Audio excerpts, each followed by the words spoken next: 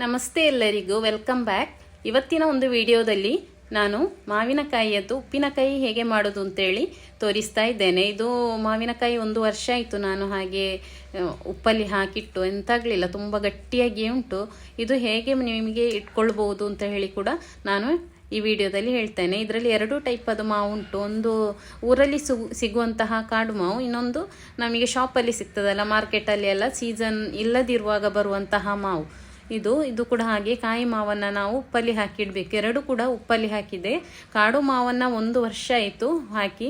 ಮತ್ತು ಇನ್ನೊಂದು ಮಾವು ಉಂಟಲ್ಲ, ಅದು ನಾವು 1 ವಾರದಷ್ಟೇ, ಅದು ಸಾಫ್ಟಾಗಿ ಬೇಗ ಸಾಫ್ಟ್ ಆಗ್ತದೆ.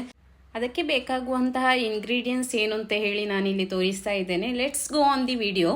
ಇದಕ್ಕೆ ನಾನು 1 ಟೇಬಲ್ ಸ್ಪೂನಷ್ಟು ಸಾಸಿವೆ, ಅರ್ಧ ಟೇಬಲ್ ಸ್ಪೂನಷ್ಟು ಜೀರಿಗೆ, ಅರ್ಧ ಟೇಬಲ್ ಸ್ಪೂನಷ್ಟು ಮೆಂತೆಕಾಳು ಇಷ್ಟು ತಗೊಂಡಿದ್ದೇನೆ. ಮತ್ತು ಕೆಂಪು ಮೆಣಸು ಒಂದು 100 ಗ್ರಾಮಷ್ಟು ತಗೊಂಡಿದ್ದೇನೆ. ಅದು ನಿಮಗೆ ಎಷ್ಟು ಬೇಕು, ಖಾರ ಮೆಣಸು ಬೇಕು ಅಂತ ಹೇಳಿದರೆ ಮಿಕ್ಸ್ ಮಾಡ್ಬೋದು.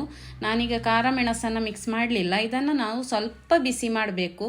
ತುಂಬ ನಾವು ನಾನ್ ವೆಜ್ಜಿಗೆಲ್ಲ ಮಾಡ್ತೇವೆ ಅಷ್ಟು ಬೇಡ, ಬ್ಲ್ಯಾಕ್ ಆಗೋದೆಲ್ಲ ಬೇಡ, ಸ್ವಲ್ಪ ಬಿಸಿ ಆದರೆ ಸಾಕು. ಸೊ ಬಿಸಿ ಮಾಡಿದ ನಂತರ ನಾವು ಉಳಿದ ಸಾಸಿವೆ ಮತ್ತು ಜೀರಿಗೆ, ಮೆಂತೆಕಾಳು ಇದನ್ನು ಕೂಡ ಇದಕ್ಕೆ ಹಾಕಿ ಒಟ್ಟಿಗೆ ನಾವು ಸ್ವಲ್ಪ ಬಿಸಿಯಾಗುವ ತನಕ ಸ್ವಲ್ಪ ಅಂದರೆ ಅಡಿಮೇಲೆ ಮಾಡಿದರೆ ಸಾಕು.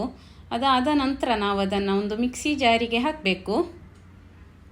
ಇದು ಮೆಣಸು ಆಲ್ರೆಡಿ ಬಿಸಿ ಮಾಡಿ ಆಯಿತು. ಈಗ ಉಳಿದದ್ದು ನೋಡಿ, ಎಲ್ಲ ಒಟ್ಟಿಗೆ ಮಾಡೋದು ಬೇಡ, ಅಂದರೆ ಕರ್ದೋಗ್ತದೆ. ಮೆಣಸನ್ನು ಸ್ವಲ್ಪ ಮೀಡಿಯಮ್ ಫ್ಲೇಮಲ್ಲಿ ಮಾಡ್ಬೋದು. ಇದು ಜೀರಿಗೆ, ಮೆಂತೆ ಮತ್ತು ಸಾಸಿವೆ ಹಾಕುವಾಗ ಲೋ ಫ್ಲೇಮಲ್ಲಿ ಇಟ್ಟು, ಆಲ್ರೆಡಿ ಬಿಸಿ ಇರ್ತದೆ ಪ್ಯಾನ್, ಸೊ ಲೋ ಫ್ಲೇಮಲ್ಲಿ ಇಟ್ಟು ಹೀಗೆ ನಾನೀಗ ಮಾಡ್ತಾ ಇದ್ದೇನಲ್ಲ, ಹೀಗೆ ವಿಡಿಯೋದಲ್ಲಿ ಏನು ತೋರಿಸ್ತಾ ಇದ್ದೇನೆ ಹಾಗೆ ಮಾಡಿದರೆ ಆಯಿತು. ಅದೊಂದು ಸ್ವಲ್ಪ ಬಿಸಿ ಆದರೆ ಸಾಕು. ಸಾಸಿವೆ ಸ್ವಲ್ಪ ಸೌಂಡ್ ಬರಲಿಕ್ಕೆ ಸ್ಟಾರ್ಟ್ ಆಗ್ತದೆ ಒಡೆದು. ಸೊ ಆವಾಗ ನಾವು ಗ್ಯಾಸ್ ಸ್ಟವ್ ಆಫ್ ಮಾಡಬೇಕು. ಮತ್ತು ಬಿಸಿ ಆರಿದ ನಂತರ ನಾವು ಅದನ್ನು ಮಿಕ್ಸಿ ಜಾರಿಗೆ ಹಾಕಿದರೆ ಆಯಿತು. ನಾವು ಮಿಕ್ಸಿ ಜಾರಿಗೆ ಹಾಕುವಾಗ ಅದಕ್ಕೆ ನಾವು ಮೊದಲೇ ಬಿಸಿ ನೀರನ್ನು ಬಿಸಿ ಮಾಡಿ ಅದು ತಣ್ಣಗಾಗಬೇಕು. ತಣ್ಣಗಾಗುವ ತನಕ ವೆಯ್ಟ್ ಮಾಡಬೇಕು. ಮತ್ತು ನಾವು ಹೆಚ್ಚು ನೀರು ಬಿಸಿ ಮಾಡಿದ್ದು ಅದು ನಮಗೆ ಹೆಚ್ಚು ಬೇಕು ಅಂತ ಹೇಳಿದರೆ ಮಾತ್ರ ಯೂಸ್ ಮಾಡಬೇಕು. ನಾವು ಮಾವಲ್ಲಿ ಬಿಟ್ಟಿರುವಂತಹ ಉಪ್ಪು ಹಾಕಿದ ನೀರು ಇರ್ತದಲ್ಲ, ಅದನ್ನು ಮೊದಲು ಹಾಕಬೇಕು. ಇದಕ್ಕೆ ಹಾಕಿ ಮತ್ತು ಇದು ಸಾಕಾಗುವುದಿಲ್ಲ ಅಂತ ಹೇಳಿದರೆ ಮಾತ್ರ ನಾವು ಎಕ್ಸ್ಟ್ರಾ ನೀರನ್ನು ಹಾಕುವಂಥದ್ದು. ಉಪ್ಪಿನಕಾಯಿಗೆ ಮೆಣಸು ಎಲ್ಲ ಹಾಕಿ ಒಂದು ಪೇಸ್ಟ್ ಮಾಡಿ ಆಯಿತು. ಈಗ ನಾವು ಒಂದು ಫ್ರೈ ಪ್ಯಾನಲ್ಲಿ 3 ಟೇಬಲ್ ಸ್ಪೂನಷ್ಟು ಕೊಕೊನಟ್ ಆಯಿಲ್ ಅಥವಾ ಯಾವುದು ವೆಜಿಟೇಬಲ್ ಆಯಿಲ್ ಕೂಡ ಹಾಕ್ಬೋದು. ಹಾಕಿ ಅದಕ್ಕೆ 1 ಟೇಬಲ್ ಸ್ಪೂನಷ್ಟು ಪುನಃ ಸಾಸಿವೆ ಹಾಕಬೇಕು. ಮತ್ತು 1 ಇಡೀ ಬೆಳ್ಳುಳ್ಳಿ ಉಂಟಲ್ಲ, ಅದು ಕೂಡ ಹಾಗೆ ಸಿಪ್ಪೆ ಇದ್ದರೂ ಆಗ್ಬೋದು, ಸಿಪ್ಪೆ ತೆಗೆದ್ರೂ ಆಗ್ಬೋದು.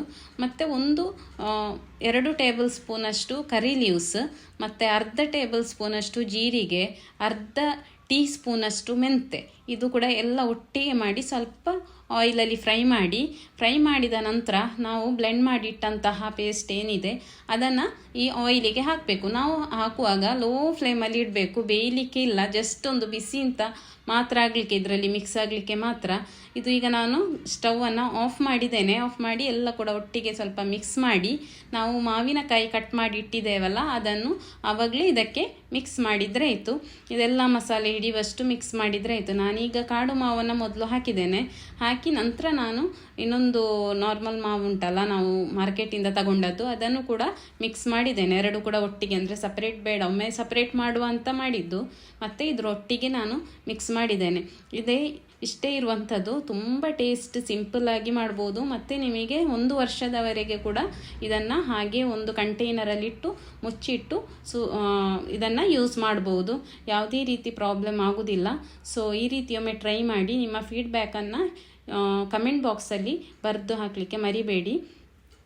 ಇವತ್ತಿನ ವಿಡಿಯೋ ಇಷ್ಟೇ ಇರುವಂಥದ್ದು. ನನ್ನ ಚಾನೆಲ್ ಯಾರೆಲ್ಲ ಫಸ್ಟ್ ಟೈಮ್ ನೋಡ್ತೀರಾ ದಯವಿಟ್ಟು ಸಬ್ಸ್ಕ್ರೈಬ್ ಮಾಡಿ, ಮತ್ತು ಒಂದು ಲೈಕ್ ಕೊಡುವ ಮೂಲಕ ಸಪೋರ್ಟ್ ಮಾಡಿ. ನಿಮ್ಮ ಫ್ರೆಂಡ್ಸ್ ಆ್ಯಂಡ್ ಫ್ಯಾಮಿಲಿಗೆ ಕೂಡ ಶೇರ್ ಮಾಡಿ. ಈ ವಿಡಿಯೋದ ಕೊನೆಯಲ್ಲಿ ನಾನು 2 ಲೋಗೋ ಹಾಕಿದ್ದೇನೆ. ಒಂದು ರಜ್ಮೀಸ್ ಫುಡ್ ಕೋರ್ಟ್, ಇದೇ ಚಾನೆಲ್ ಅದು, ಇದನ್ನು ಕೂಡ ಸಬ್ಸ್ಕ್ರೈಬ್ ಮಾಡಿ. ಇನ್ನೊಂದು ಚಾನೆಲ್ ಉಂಟು, ಅದರಲ್ಲಿ ಗೃಹಲಕ್ಷ್ಮಿ ಅಂಥದ್ದು, ಸ್ಕಾಲರ್ಶಿಪ್ ಮತ್ತು ಗೌರ್ಮೆಂಟ್ ಸ್ಕೀಮ್ ಯಾವುದೆಲ್ಲ ಉಂಟು ಅದನ್ನು ಅಪ್ಡೇಟ್ ಕೊಡ್ತಾ ಇರ್ತೇನೆ. ಇದನ್ನು ಕೂಡ ಸಬ್ಸ್ಕ್ರೈಬ್ ಮಾಡಿ.